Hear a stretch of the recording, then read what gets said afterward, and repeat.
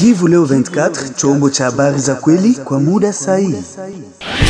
Karibu mtazamaji wa Kivu Leo 24 kuambatana nasi kwa matangazo ya Oktoba 28, 2025. Natasha Mingwandroya ni msomaji wa siku. Tunakutangazia toka mashariki mwa Jamhuri ya Kidemokrasia ya Kongo, jimbo la Kivu ya Kusini. Tuanze habari zetu na habari za usalama mjini Bukavu. Mwanaume mmoja aliuawa na watu waliokuwa na silaha usiku wa 27 kuamkia Oktoba 28, 2025 kwenye Aveni Mulume Munene katika kata Panzi manispaa ya Ibanda. Kulingana na Murula Machumbiko, kiongozi wa jumuiya ya kirahia ya Ibanda, kikundi cha Force Vive, mjasiriamali huyu kijana aliyejulikana kwa jina la Ombeni aliuawa kwa kupigwa risasi na majambazi wenye silaha ambao waliiba duka lake mwendo wa saa 1:30 za usiku.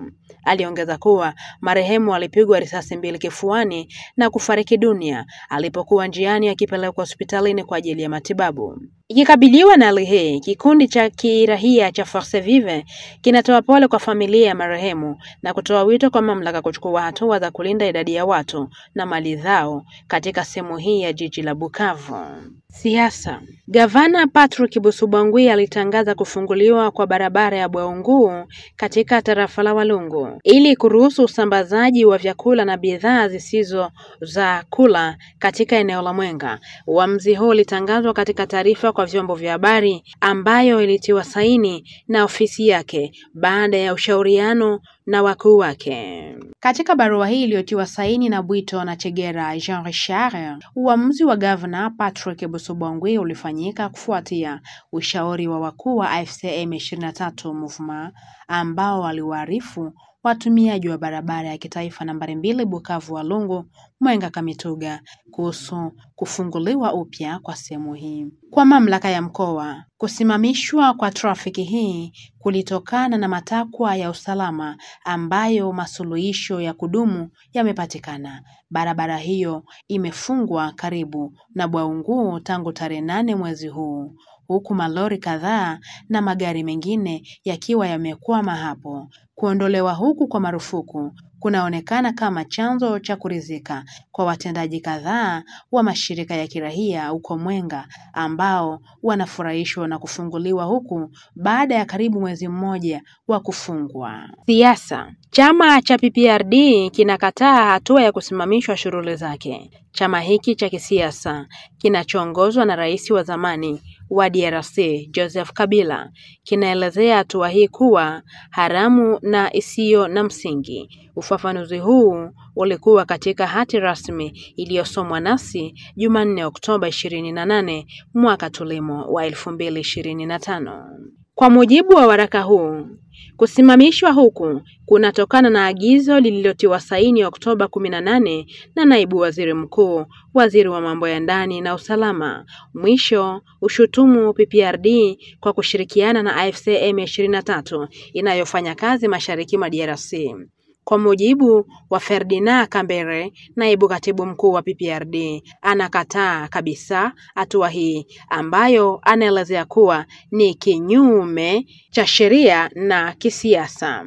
Anaiona kama ujanja wa kisiasa unaohusishwa na kukatazwa kurejea kwa Joseph Kabila na kuundwa kwa jukwaa la Sauver Congo. Anaongeza kuwa Wizara ya Mambo ya Ndani katika taarifa yake ya Aprili kwa vyombo vya habari ilishutumu tabia ya Joseph Kabila yenye utata, ikimtuhumu kuwa hajawahi kulahani M23 au uungaji mkono wa Rwanda kwa uasi huu. Chaguo la mkuu wa zamani wa serikali kurejea nchini kupitia Goma pia lilikosolewa. Kwa kifupi, kusimamishwa kwa PPRD, moja ya vyama vikuu katika uwanja wa siasa ya DRC, kunakuja katika mazingira ya marekebisho ya kisiasa na mivutano ya usalama katika eneo la mashariki mwa DRC. Mjadala wa kisheria na kisiasa unaohusu uhalali wa hatua hii unabaki wazi. Chanzo chetu kinahitimisha. Siasa. Mwanaharakati Jedidia Mabela, mwanachama wa vuguvugu la kirahia la Lucha, aliondoka gerezani kuu la Kisangani Jumatatu Oktoba 27 baada ya siku 27 kizuizini kufuatia kifungo cha miezi 6 jela daraja la kwanza.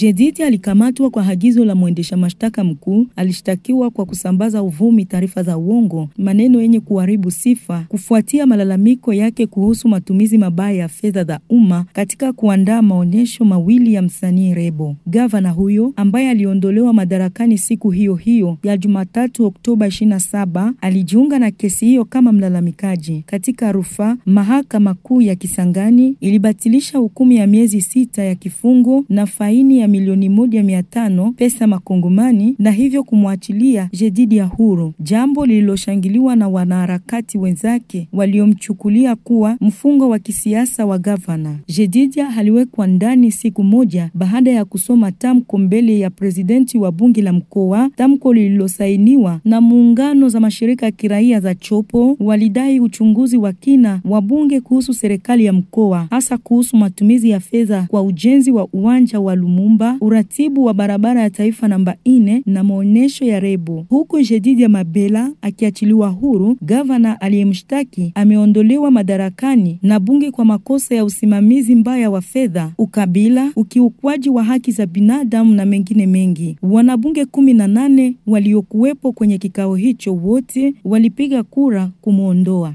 Afya. Eneo la afya la Minova lililoko katika tarafa la Kale linakabiliwa na hali ya kutisha ya ugonjwa wa kipindupindu, hasa unaowatia watoto wenye umri wa kwenda shule ambao ni waasiriwa namba 1 wanaokuwa na miaka chini ya 15. Habari hii iliyotolewa na wenzetu wa habari za watoto katika makala iliyosomwa nasi Jumanne Oktoba 28, 2025. Kwa mjibu wa taarifa kutoka kwa Watoto News iliyosomwa na RTNK Jumanne tarehe 28 Oktoba mwaka tulimo, visa vingi vya ugonjwa huo vimetokea katika maeneo ya afya iliyo kando na Ziwa Kivu, ambapo hali ya usafi ni duni, upatikanaji mdogo wa maji safi na ukosefu wa huduma bora za usafi wa mazingira unatajwa kuchochea kuenea kwa ugonjwa huo. Daktari mkuu wa eneo la afya, Daktari Kapepa Ngoli Jerome, katika mahojiano na Watoto News alitoa wito wa tahadhari kwa wazazi, walimu na viongozi wa jamii kuhakikisha kuwa wanachukua hatua madhubuti za usafi katika eneo yao. Tunawaomba wazazi waandae sehemu za kunawa mikono, kujenga au kutunza vio na bavu ili kuzuia kuenea kwa kipindupindu, alisema Daktari Kapepa Jerome kupitia taarifa iliyotolewa tarehe 25 Oktoba mwaka 2025. Daktari huyo aliongeza kuwa watoto wengi huambukizwa ugonjwa huo wa kipindupindu kwa kuoga au kwa kucheza katika maji ya Ziwa Kivu, ambapo mara nyingi huwa imechafuliwa. Pia alionya kuhusu hatari ya watoto kuzama kutokana na kuoga bila uangalizi katika ziwa hilo.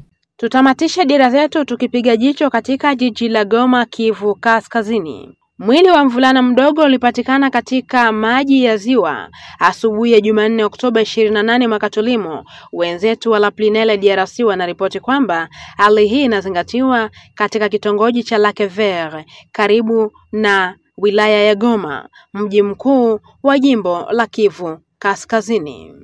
Kulingana na Dedesi Mitima, mkuu wa kitongoji cha Lac Vert, mwili huo ulipatikana na nguo, viatu vyake, lakini utambulisho wa mwasiriwa bado haujulikani. Mwili wa marehemu uligunduliwa asubuhi ya leo katika ziwa karibu na eneo la Lac Vert. Kwa sasa hatujui hali halisi ya kifo chake. Chifu wa kitongoji aliwaambia wenzetu kutoka La Plinelle DRC. Anatoa wito kwa vijana katika eneo la Goma kuepuka kukaribia sana ziwa, hasa katika eneo la Lac Vert ambalo linajulikana kwa kuwepo kwa gesi hatari zinazoweza kusababisha ajali mbaya.